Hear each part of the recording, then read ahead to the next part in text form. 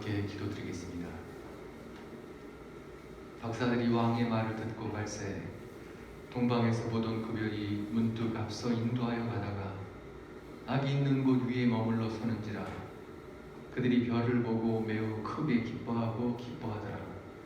집에 들어가 아기와 그의 어머니 마리아가 함께 있는 것을 보고 엎드려 아기께 경배하고 보배함을 열어 황금과 유향과 몰약을 예물로 드리니라. 아멘.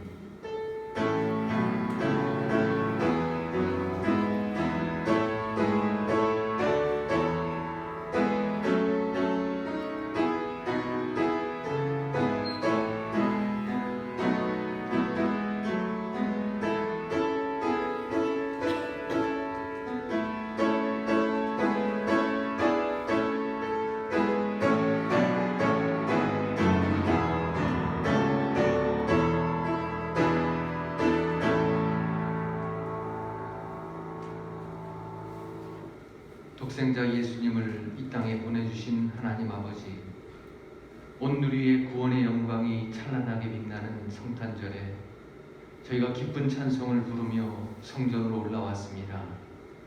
그 옛날 베들레헴에 춥고 냄새나는 마구간으로 오셨던 예수님께서 오늘 저희의 천한 마음에도 오시기를 원합니다.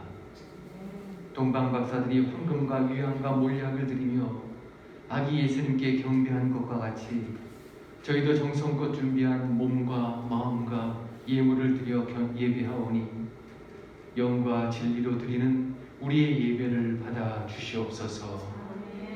온 누리의 성탄의 기쁜 소식이 전파되기를 원하오며 예수 그리스도의 이름으로 기도하옵나이다. 아멘. 다 함께 일어나셔서 115장 찬송하시겠습니다.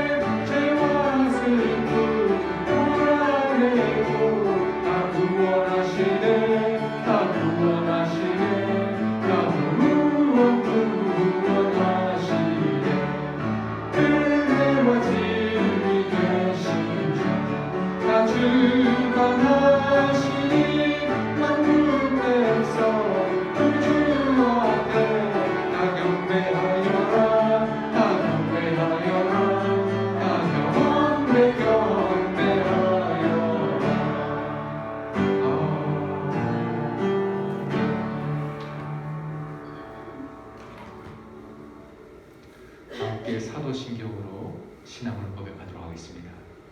나는 전능하신 아버지 하나님 천지의 창조주를 믿습니다. 나는 그의 유일하신 아들 우리 주 예수 그리스도를 믿습니다.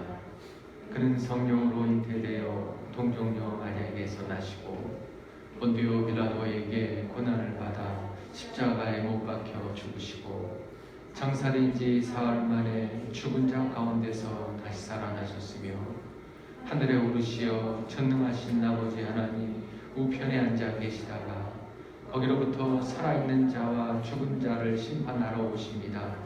나는 성령을 믿으며 거룩한 공교회와 성도의 교제와 죄를 용서받는 것과 몸의 부활과 영생을 믿습니다.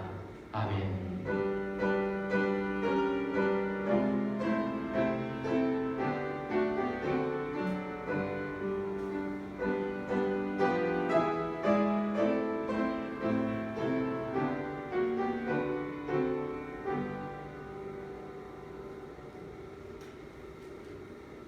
함께 함께 보실 교동문 119번 교동문입니다.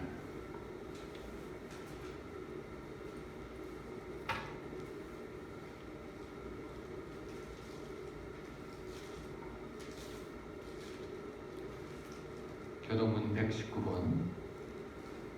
여호와의 영광이 나타나고 모든 육체가 그것을 함께 보리라. 이는 여호와의 입이 말씀하셨느니라.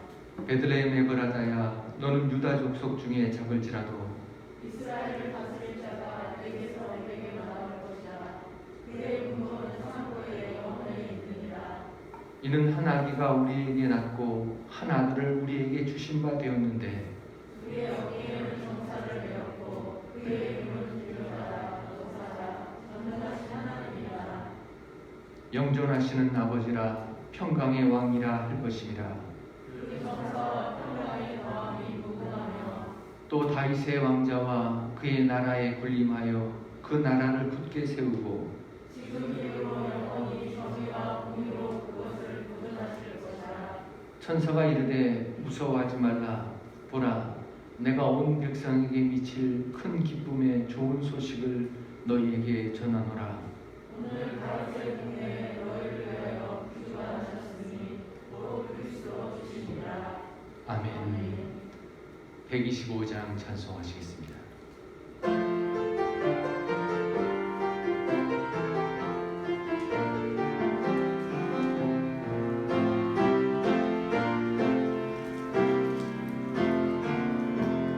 천사들의 노래가 하늘에서 들리니 상관들이 기뻐서 메아리 쳐울린다.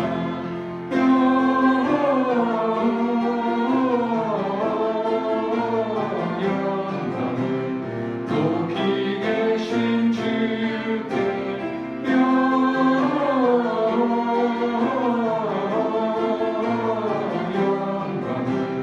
높이 계신 주님께 한밤중에 목자들 양떼들을 지킬 때 아름다운 노래가 정하게 들린다. 영광을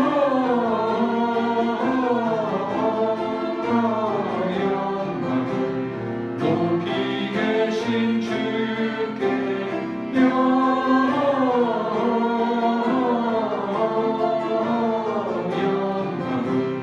높이 계신 주님께 베들레헴 달려가 나신 아기 예수께 불어 경배합시다. 탄생하신 아기께 영광을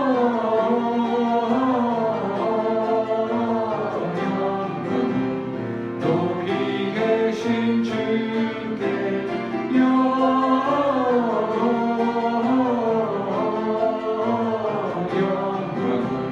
높이 계신 주님께 구유 안에 누이신 어린 아기 예수께 우리들과 다 함께 기쁜 찬송 부르자. 영광을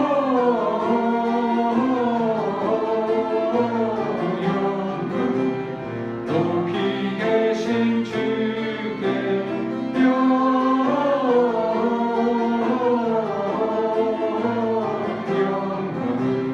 높이 계신 주님께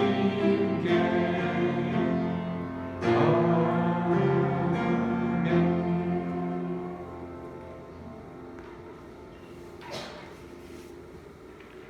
이 시간 별도 용기로 받으신 성탄 축하 예배에 함께 드리는 기도문, 이 시간 함께 이 기도문을 가지고 기도드리도록 하겠습니다. 이 땅에 독생자를 보내주신 사랑의 하나님 아버지, 크신 사랑에 감사드립니다. 하늘 영광 버리시고 낮고 낮은 이 땅에 오신 예수 그리스도시여, 내 이름을 구하시어 심히 죄 가운데 오신 주님을 바라보고 죄로 얼룩지고 허물로 더럽혀진 우리의 심령을 주님께 드리오니 우리의 심령을 깨끗하게 하여 주시오며 정결케 하여 주시옵소서. 많은 사람들 가운데서 우리를 택하사 하나님의 자녀로 삼아주시고 주님 앞에 나와 경배케 하여 주시니 그 크신 은혜에 감사와 찬양을 드립니다. 첫번 크리스마스에 구세주를 보내주셨지만 미련한 백성들은 주님을 영접하지 않았나이다.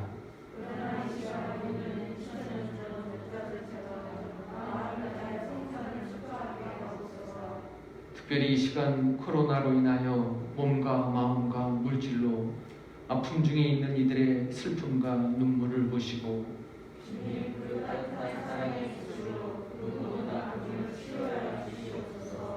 사랑이 풍성하신 하나님 아버지,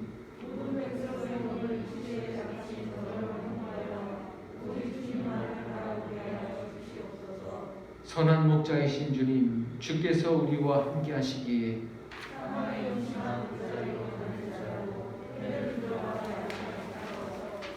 우리와 늘 함께 하시는 주님,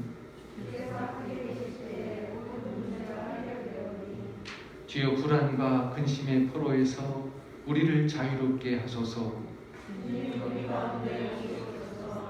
성육신으로 우리와 함께 하시는 임마누엘 주님, 이 백성이 주의 위로를 갈망하오니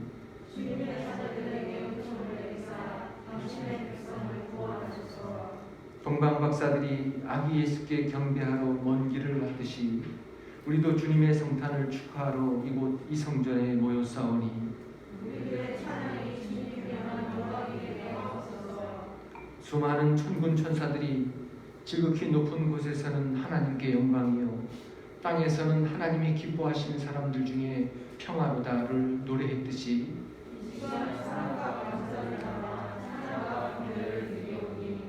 주님이 주시는 위로와 사랑으로 우리의 심령을 가득히 채워 주옵소서.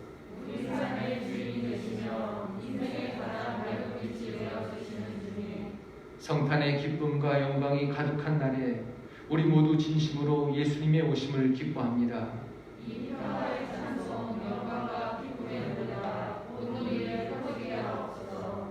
오늘 이 예배를 통해 나 자신과 가정과 교회와 온 세상에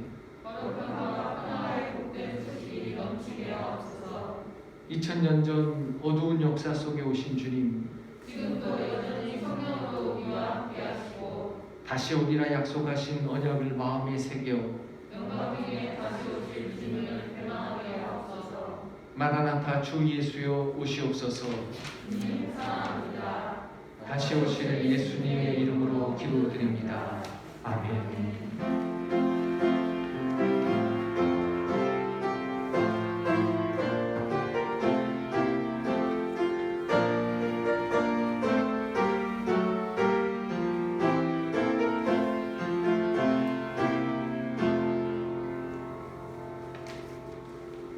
자리에 앉아주시기 바랍니다. 오늘 하나님께서 우리에게 주신 말씀 누가복음 2장 1절에서 7절까지 말씀 제가 봉독해 드리겠습니다. 누가복음 2장 1절로 7절입니다. 그때 가이사 아구스도가 영을 내려 천하로 다 호족하라 하였으니 이 호족은 구레뇨가 수리아 총독이 되었을 때에 처음 한 것이라. 모든 사람이 호족하러 각각 고향으로 돌아가매 요셉도 다윗의 집 족속이므로 갈릴리 나사렛 동네에서 유대를 향하여 베들레헴이라 하는 다윗의 동네로 그 약혼한 마리아와 함께 호족하러 올라가니 마리아가 이미 잉태하였더라. 거기 있을 그때에 해산할 날이 차서 첫 아들을 낳아 강보로 싸서 구유에 누였으니 이는 여관에 있을 곳이 없음이로라. 아멘. 이 시간 왕이 나섰다라는 찬양으로 찬양단과 함께 하나님 앞에 찬양드리겠습니다.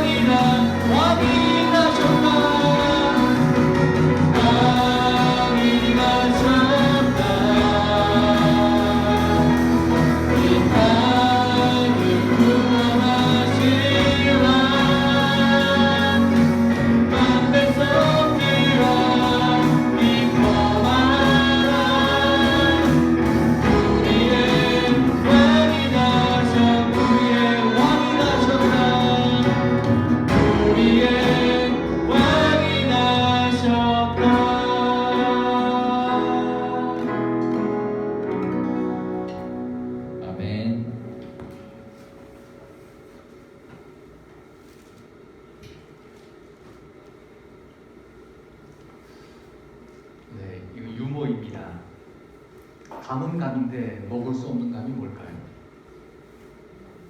예? 아니 땡감도 먹죠. 영감, 그렇죠. 영감, 감은 감인데 먹을 수 없는 감은 영감. 감 중에서 최고로 맛있는 감은 어떤 감입니까? 최고로 맛있는 감? 아니요. 단감. 아직 띄우면 안 되고. 단감입니다. 단감. 한번 보죠. PPT. 저거 띄우면 안 되는데. 감 중에 최고로 빠른 감. 이거 꽃감인데. 곶감. 곶감인데. 남자 이 바람둥이는 허허허 하고 웃는다고 합니다. 허허허. 그럼 여자 바람둥이는 뭐라고 하면서 웃을까요? 아니요. 여자 바람둥이는 맞아요. 히히히. 히히히 하고 웃는다고 합니다. 자, 보죠. 살인마는 킬킬킬 하고 웃는다고 그래요. 요리사는 뭐라고 하면 좋을까요? 요리사?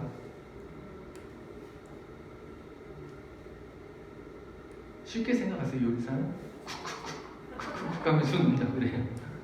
수사반장은 후후후 하고 웃는다고 하는데 어린아이들은 또 키드 하고 웃는다고 합니다. 축구선수는 뭐라고 하면 웃을까요? 축구선수 키키키. 예, 축구선수는 키키키. 여러분은 어떻게 웃으시겠어요?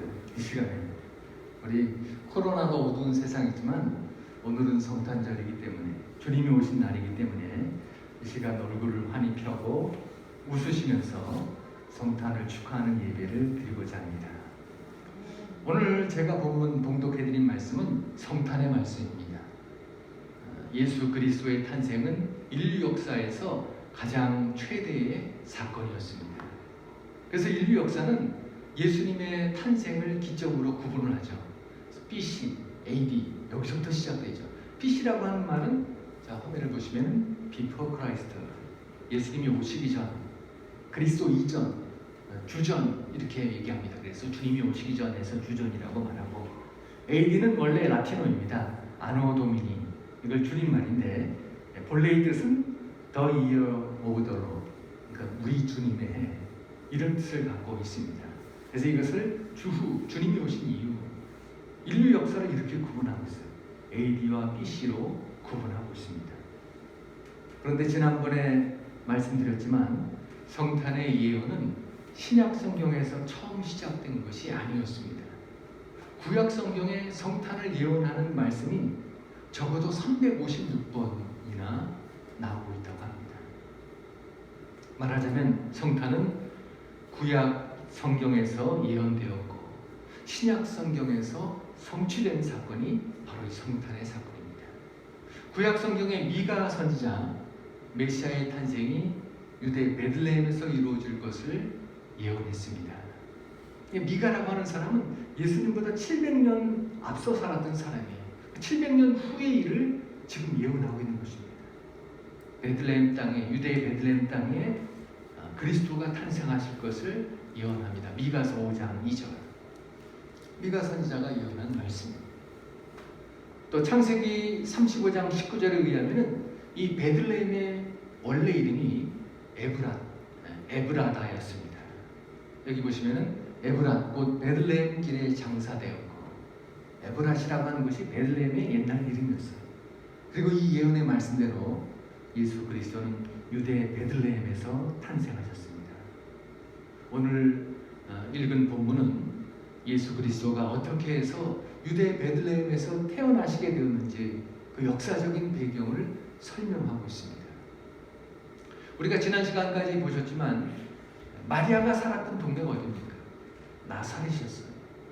마리아는 나사렛에서 살았는데 갈릴리 나사렛이라고 하는 동네에서 살았습니다.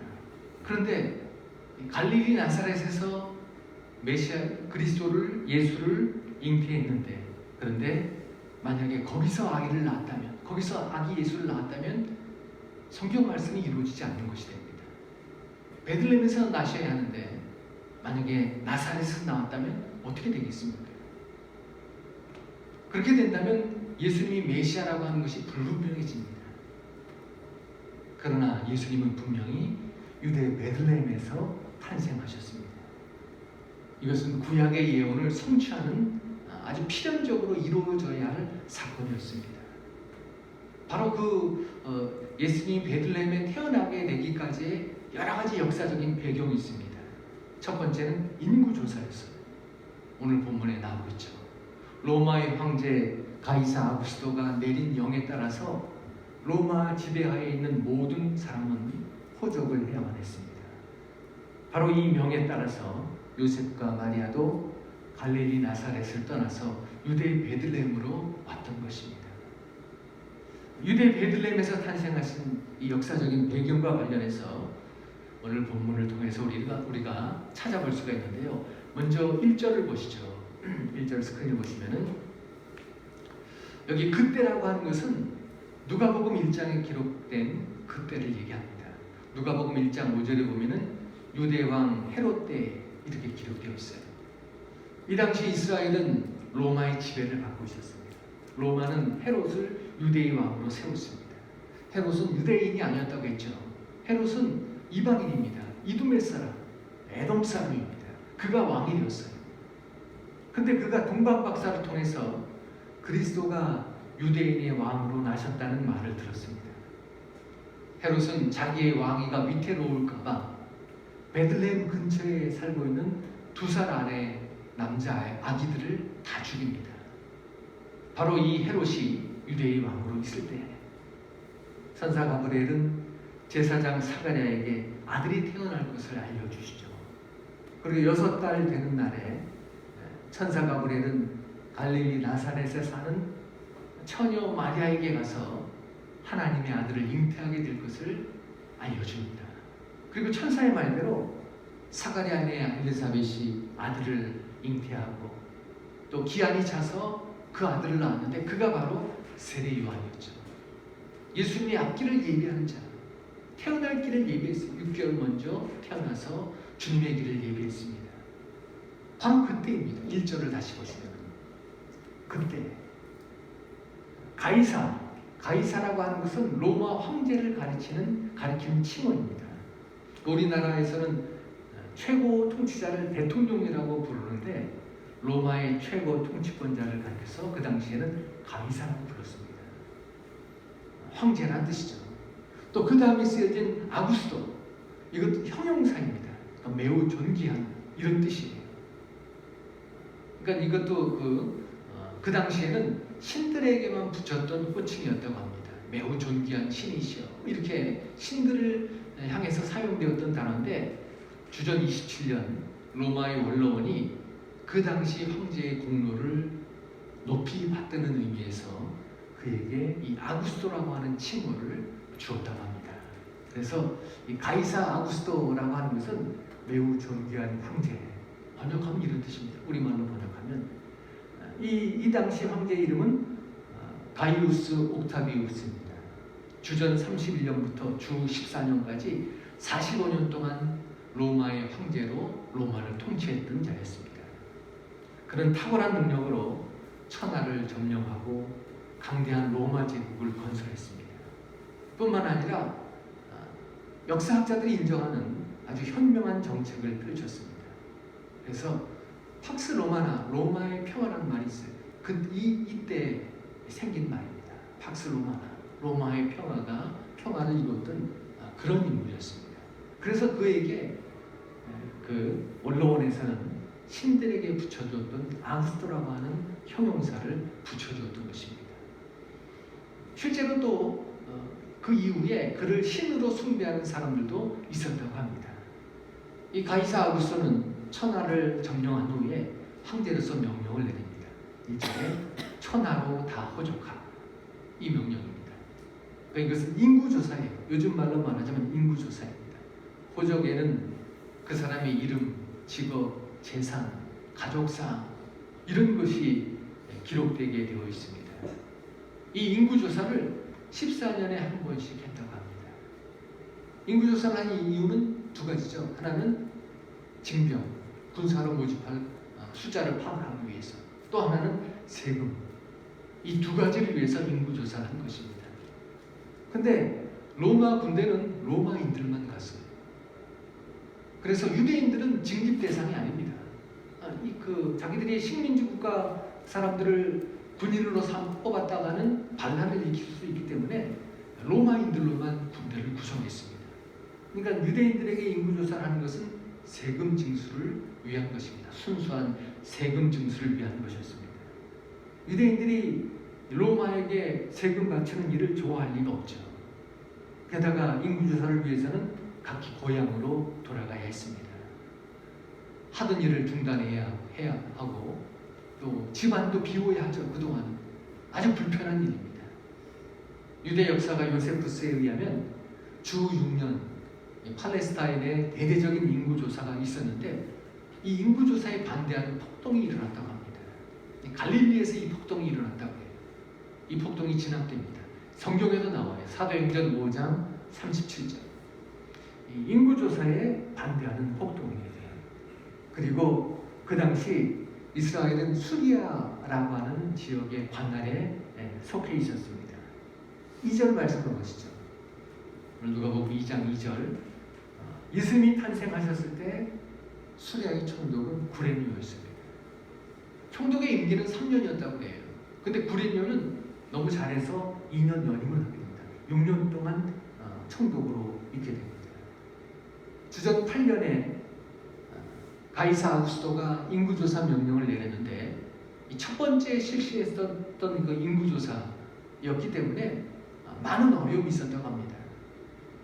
그래서 그 수리아 지역에서는 구레뇨가 총독이 될 때까지는 제대로 이루어지지 못했는데 주전 6년에 구레뇨가 수리아의 첫 번째 총독이 되면서 인구조사가 본격적으로 이루어집니다. 뭐 단번에 인구조사를 하는 것은 아니고 조사하는데 1년, 2년 이렇게 걸린다고 해요. 이런 것 때문에 마리아와 요셉 부부가 베들레헴에 오게 된 것입니다. 인구조사 때문에 어쩔 수 없이 마리아와 요셉이 베들레헴까지 왔던 것입니다. 가이사 아구스토, 이 위대한 황제는 단지 하나님의 도구에 불과했어요. 예수님을 베들레헴에서 태어나게 하시기 위하여 하나님은 이 가이사 아구스토를 사용하셨던 것입니다. 세계 역사에 그런 그 사건들이 많이 있죠. 이스라엘을 심판하시기 위해서 하나님은 바벨론의 왕 느부갓네살을 사용하시죠. 이스라엘을 회복시키기 위해서 또 하나님은 바사의 왕 고레스를 사용하십니다. 마찬가지로 오늘 본문에서 예수님을 베들레헴에서 태어나게 하시기 위해서 하나님은 가이사 아구스토를 사용하신 것입니다. 하나님은 이와 같이 그 뜻하신 섭리를 이루기 위해서 인류의 모든 역사를 주관하고 계십니다. 따라서 우리는 하나님을 경외하고 하나님을 힘있게 의뢰해야 합니다. 우리가 먼저 하나님의 나라와 하나님의 의를 구할 때, 그리할 때 하나님은 우리의 삶을 책임져 주시고 우리를 보호해 주실 줄로 믿습니다. 주님이 약속하신 말씀 그대로죠. 그리고 이제 3절, 5절 그 당시 로마 속국이었던 유대의 상황에 대해서 설명해 주고 있어요. 3절 말씀을 보시면은 로마인들은 그냥 자기가 있는 곳에서 호적을 정리하면 된다고 했다고 합니다. 인구조사에 응하면 되는데, 근데 유대인들은 그런 제도를 따르지 않았다고 해요. 유대인들만의 관습이 있었거든요. 로마인들은 그냥 있는 곳에서 인구조사에 응하면 되지만 유대인들은 자기들의 호적 제도를 따라야 했기 때문에 고향으로 돌아가서 호적을 했습니다. 유대인들은 족보를 아주 중요하게 생각을 했습니다. 가나안 땅에 처음 정착했을 때 제비를 뽑아서 지파별로 땅을 나누었습니다. 그리고 그 땅을 자자손손 대대로 거기서 살았어요. 따라서 유대인들은 각자의 고향에 가면 언제라도 거기 서기관에 의해서 자기의 그 상세한 족보를 볼 수 있었다고 합니다. 그런 것 때문에 유대인들은 고향에 돌아가서 지파별로, 족속별로, 또 가정별로 호적을 했던 것입니다. 이렇게 유대인들이 중요시 여기는 것 때문에 지금 4절에서 다윗의 집 족속이라고 요셉의 족보를 밝히고 있어요. 4절을 보시면은 요셉의 족보가 나오고 있어요. 이것 때문에 베들레헴으로 가게 된 것입니다. 다윗의 자손이기 때문에 요셉이 자신의 본족지인 다윗의 동네 베들레헴에 가서 호적을 해야만 했던 것입니다. 이 당시는 겨울철입니다. 물론 우리처럼 춥지는 않지만 비가 내릴 때였다고 합니다. 겨울철에 이 팔레스타인 지역은 비가 우기라고 하죠. 게다가 요셉의 아내 마리아는 해산할 날 기한이 찼어요. 만삭이었겠죠. 그럼에도 불구하고 요셉은 먼 길을 떠나야만 했습니다. 그 이유가 무엇이냐? 앞서 말씀드린 것처럼 가이사 아구스토의 명에 따라서 지금 호적을 하기 위해서 자기 고향으로 왔던 것입니다. 5절을 보십시오. 5절을 보시면은 요셉이 혼자 베들레헴에 가는 것이 아니라 약혼한 마리아와 함께 베들레헴으로 간다. 이렇게 나온 것입니다. 근데 여기 5절 말씀을 자세히 보시면 요셉과 마리아가 약혼하는 사이라고 설명하고 있어요. 배는 만삭인데 약혼하는 사이다. 말이 되지 않죠. 마태복음 1장 24절. 천사의 분부에 따라서 지금 요셉은 자기 아내 마리아를 데리고 왔습니다. 이 말씀은 약혼 기간이 끝났고 이제 결혼이 시작되었다는 것을 정언했다는 것을 의미하는 말씀입니다. 그런데 오늘 본문에는 누가복음 1장 5절에는 요셉과 마리아가 아직도 약혼 기간에 있는 것처럼 언급을 하고 있습니다. 왜 이와 같이 약혼이라고 했을까? 마태복음 1장 25절을 보십시오. 그들은 마리아와 요셉은 동거했습니다. 그러나 아직 그들이 동침하지 않았다고 마태가 기록하고 있어요. 아들을 낳기까지는 동침하지 않았다. 근데 이것을 누가는 오늘 다른 말로 표현하고 있는 거예요. 법적으로는 결혼한 상태이지만 아직은 약혼 중에 있는 것처럼 그들은 행동했다는 것입니다. 지도를 한번 보시죠. 이 나사렛에서 베들레헴까지 직선 거리로만 해도 130km라고 합니다. 근데 요단강을 건너서 베레아 지방으로 돌아서 간다면 거리는 더 멀어집니다. 베들레헴은 해발 600m 고지입니다. 따라서 이 누가복음 2장 5절 오늘 본문에도 호적하러 올라가니 이렇게 기록하고 있어요. 올라갔다.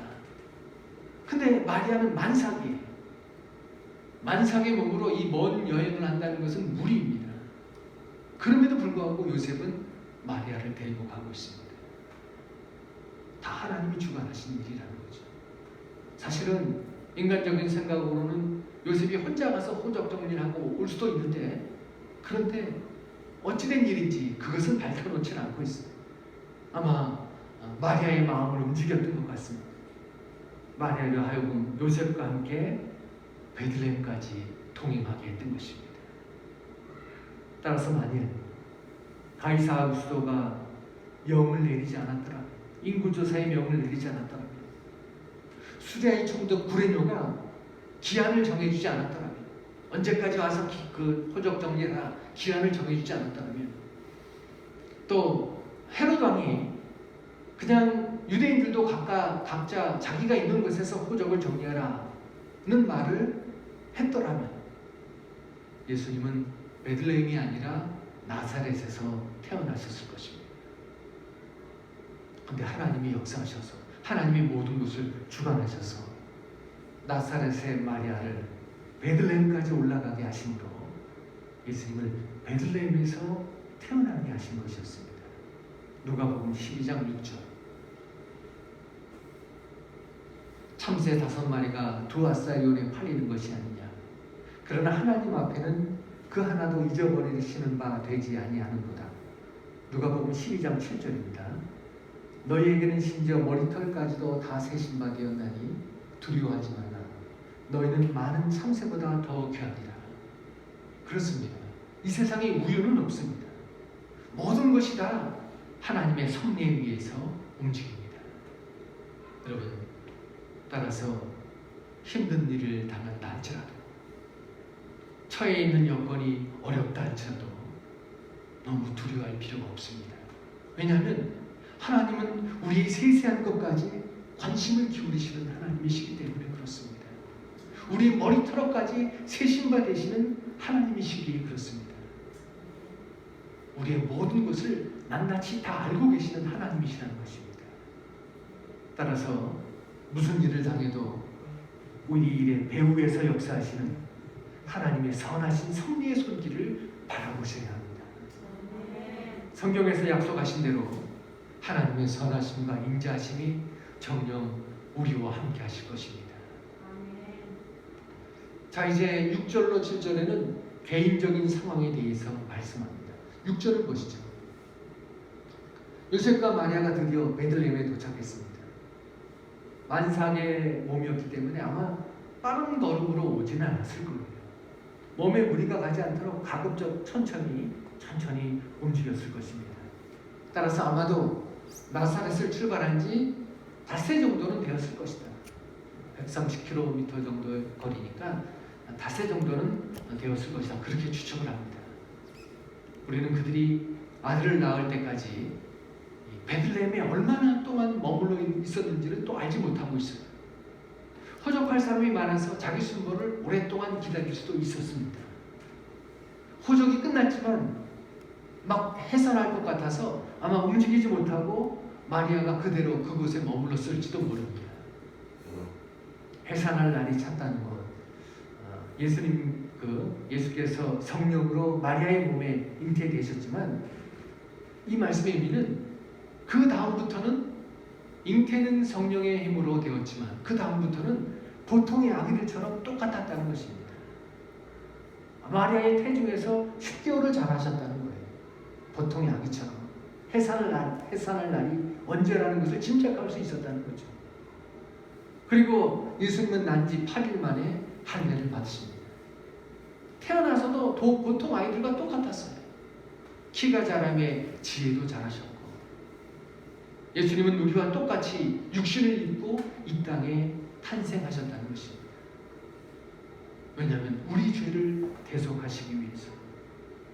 그래서 하나님은 사람의 몸으로 이 땅에 오셨지만 그러나 죄는 없으신 분이셨어요. 하지만 똑같은 육신을 입으셨기 때문에 우리와 똑같은 성정을 가지시고 우리와 똑같은 성장 과정을 겪으셨습니다. 그러기에 주님은 우리가 당하는 모든 고통과 아픔을 충분히 알고 계시고 이해하고 계시고 어떤 형편에서라도 우리를 도와주시고 우리를 어떤 고통 속에서도 건져내 주시고 구원해 주시는 우리의 주님이시라는 것입니다. 히브리서 2장 18절 말씀, 바로 이 말씀이에요. 그가 시험을 받아 고난을 당하셨은즉 시험 받는 자들을 능히 도우실 수 있느니라. 따라서 시험 가운데 있다면, 어려운 일을 당했다면, 힘들고 고통스럽다면 하나님께 아뢰고 주님께 도움을 청하면 주께서 우리를 도와주셔서 우리로 하여금 우리가 당하는 모든 시험 가운데서 능히 승리하게 하여 주실 줄로 믿습니다. 그리고 7절을 보십시오. 7절을 보시면은 마리아가 낳은 것이 외아들이 아니라 첫아들이라고 기록하고 있어요. 예수님은 하나님께는 독생자 외아들이십니다. 하지만 마리아에게는 그렇지 않았어요. 마리아에게는 첫아들이었습니다. 이 말씀의 의미는 이후에 마리아가 다른 아들들을 낳았다는 거죠. 계속해서 자녀를 낳았다는 것입니다. 천주교에서는 마리아가 끝까지 동정녀였다고 주장을 해요. 마리아는 남자를 알지 못했다고 주장을 합니다. 그렇지만 성경은 마태복음 13장 55절 56절 마리아가 낳은 마리아의 자녀들에 대해서 기록하고 있습니다. 또 누가복음 8장 19절 요한복음 2장 12절 역시 마찬가지예요. 마리아가 낳은 마리아의 자녀들의 그 사건이 기록되고 있습니다. 그런데 그 예수님이 강보에 쌓였습니다. 예수님이라고 해서 태어날 때부터 왕복을 입고 탄생하신 것이 아니었습니다. 예수님이라고 해서 태어날 때부터 어떤 몸의 후광을 비치는 그런 모습으로 탄생하신 것이 아니라 똑같은 평범한 아기의 모습으로 태어나셨다는 것입니다. 강보에 쌓였어요. 키도 얼마 되지 않고 몸무게도 얼마 나가지 않는 갓난 아기였습니다. 태어나자마자 강보에 쌓였고 뿐만 아니라 구유에 누였습니다. 구유는 가축의 꼴을 담는 그릇을 구유라고 말하죠. 아기 예수님을 구유에 누이셨다는 것입니다. 여기 아기 예수님을 강보에 싸서 구유에 누이셨다는 말씀을 통해서 예수님이 마구간에서 태어났을 것이다. 그렇게 추측을 하고 있습니다. 베들레헴에 가면은 예수 탄생 교회가 있다고 합니다. 예수님이 탄생하신 그곳을 기념해서 그것에 교회를 세웠는데, 근데 예수님이 탄생하신 장소는 동굴로 되어 있다고 해요. 그 당시는 가축을 키우는 마구간을 동굴로 사용했다고 합니다. 동굴을 마구간으로 사용한 거죠. 그러니까 마구간 동굴에서 예수님이 태어나셨다는 것입니다. 또 아기를 누일 장소가 없었을 텐데 구유는 그나마 마구간에 있는 것 중에서 아기 누이기에 가장 적합했던 것이었을 것입니다. 그래서 그 구유에 누였던 것입니다. 왜 마구간에서 구유에 아기를 누여야만 합니까? 오늘 말씀에 나온 것처럼 이는 여관에 있을 곳이 없습니다. 7절 후반부에 요셉과 마리아가 아기 예수님을 구유에 누일 수밖에 없었던 이유를 설명하고 있습니다. 호적을 하러 외지에서 베들레헴에 많은 사람들이 찾아왔습니다. 그 당시에 숙박시설이 있을 리가 없습니다. 베들레헴은 더군다나 아주 두메 산골이었어요. 그러다 보니 베들레헴에서 갈대락은 없고 사람은 다 차 있고 여관이라고 있어봤자 사람이 가득 차 있고 그래서 이 마구간에 어쩔 수 없이 들어가게 되었던 것입니다. 마구간이 얼마나 냄새나는 것입니다. 얼마나 더러운 것이에요. 그나마 깨끗한 곳이라고는 구유라고 생각했겠죠. 더럽고 냄새나는 그곳에서 아기 예수님을 해산했고 그리고 가져온 강보에 쌓아서 아기 예수를 구유에 누였습니다. 이들이 얼마 동안 마구간에 머물렀는지 정확히 알지 못합니다. 단 한 가지 분명한 것은 호적을 마친 사람들이 다 돌아간 다음에 아마 그 다음에는 방이 비었던 모양이에요. 사관에 있을 곳을 얻을 수 있었다고 성경 기록하죠. 마태복음 2장 12절. 이 말씀 상황을 보시면은 동방에서 온 박사들이 아기 예수님에게 이르렀을 때에는 마구간이 아니었어요. 그러니까 아기 예수님이 구유에 누워 있을 때 동방 박사들이 경배하는 것은 잘못된 것이고 이 말씀에 의하면 이미 집으로 옮기고 난 후였습니다. 아마도 사관에 여관에 있을 곳이 생겼을 것입니다. 여러분, 하나님은 그 아들 예수 그리스도를 베들레헴에 탄생시키기 위해서 가이사 아구스토를 이용하셨습니다. 로마의 황제까지 동원하신 하나님이신데 근데 왜 독생자 예수 그리스도의 탄생을 위해서는 마구간과 구유밖에 준비하지 않으셨을까요?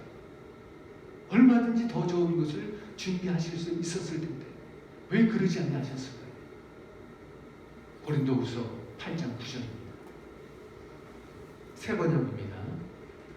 여러분은 우리 주 예수 그리스도의 은혜를 알고 있습니다. 그리스도께서는 부유하나 여러분을 위해서 가난하게 되셨습니다. 그것은 그의 가난으로 여러분을 부유하게 하시려는 것입니다. 예수님은 우리를 섬기기 위해서 가장 낮은 자리로 오셨습니다. 예수님이 가난하셨기 때문에 우리가 부유해졌습니다.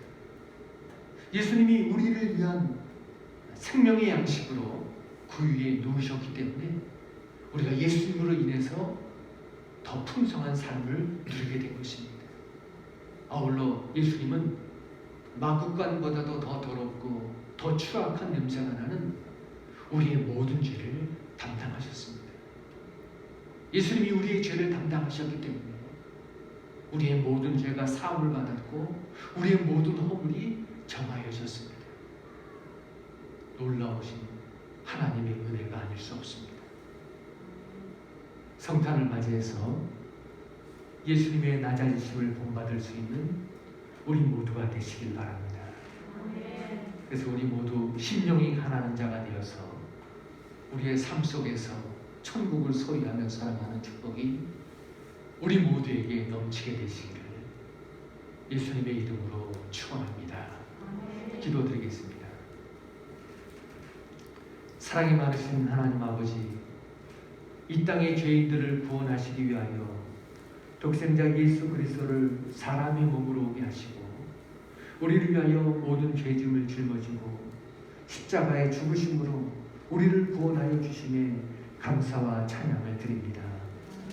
하나님 아버지, 이 같은 구원의 은혜를 입은 우리들, 주님이 구유에 누우신 아기로 오셨던 것처럼 주님의 그 같은 낮아지심을 본받게 하여 주시고 이 세상 모든 것을 주관하시는 하나님 아버지만 의지하고 바라보면서 성탄의 복된 소식을 아직도 하나님을 모르는 이들에게 증거하는 삶을 살아가게 하여 주시옵소서. 예수님의 이름으로 기도드리옵나이다. 아멘. 이 시간 116장 찬송 하시면서 준비하신 예물을 하나님 앞에 드리도록 하겠습니다. 116장.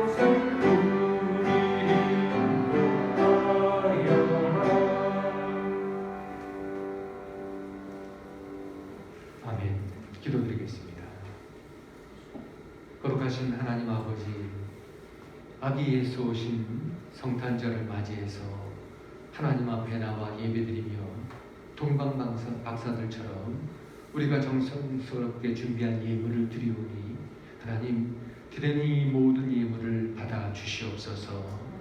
이 예물이 사용되어지는 곳에 예수님이 오셨다고 하는 소식이 널리 전파되게 하여 주시옵소서. 드리는 손길마다 기억하시고 주님의 복된 은혜와 그리고 놀라운 은총이 넘치게 해 주시옵기를 예수님의 이름으로 기도하옵나이다. 아멘. 교회 소식 전해드리겠습니다. 2021년 표는 주여 이제 회복하게 하소서입니다. 예배 후에 우리 청년들이 표 홍보 걸어주시기 바랍니다. 그리고 송년 예배 12월 27일 주일 송년 예배 마지막 주일 예배를 성전 예배를 드리고 1월 3일 주일 첫 번째 주일에 이제 신년 축하 예배를 드립니다. 코로나 관계로 이제 송구영신 예배를 이렇게 나눠서 송년 예배와 신년 축하 예배로 나눠서 드리고자 합니다. 그래서 이제 기도 제목을 적으셔서 신년 축하 예배 때 드리시면 되고 또 송년 예배 때에는 시상식 연말 시상식을 겸해서 하도록 하겠습니다. 성탄 축하 선물을 몇몇 분들이 준비했습니다. 작년에는 점심 식사를 준비하신 원사님 세 분이 올해는 강정 선물을 준비했습니다. 그리고 또 다른 가정에서 샌드위치를 준비했습니다. 마니토라고 하는 말이 있습니다. 정식 명칭은 마니토입니다. 마니토라고 하는데 비밀 친구를 뜻하는 그런 말입니다. 자신을 밝히지 않고 선물이나 편지 혹은 도움을 제공하는 사람을 가리키는 말입니다. 매년 성탄 때마다 이렇게 선물을 준비해서 누구든지 어떤 것이든지 함께 기쁨을 나누었으면 합니다. 아무리 작은 것도 함께 나눌 때 우리가 마니토 역할을 할 수가 있습니다. 누구든지 원하시면 마니토가 되시면 됩니다. 이제 다 같이 일어나셔서 이 마지막 찬송입니다. 오 거룩한 밤 622장 찬송가로 622장에 있는 오 거룩한 밤 찬송을 하나님 앞에 드리도록 하겠습니다.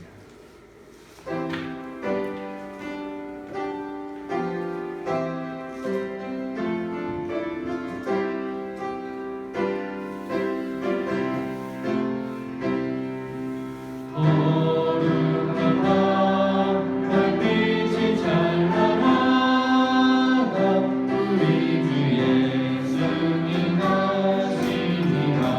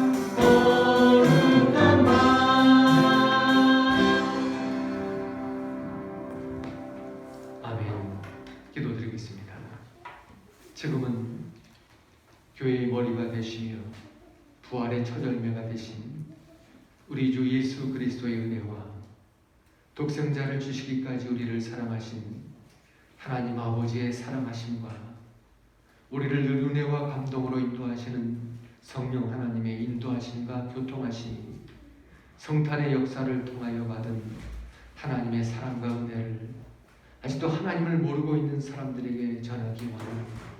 이 자리에 있는 모든 성도들과 병석에 있는 신고로 장로님, 박윤희 전사님, 유복남 권사님, 김명자 권사님, 그리고 코로나19로 병중에 있는 모든 이들 위해 온 교회와 이 나라와 온 땅의 모든 사람들 위해 영원토록 함께하여 주시옵기를 간절히 축원하옵나이다.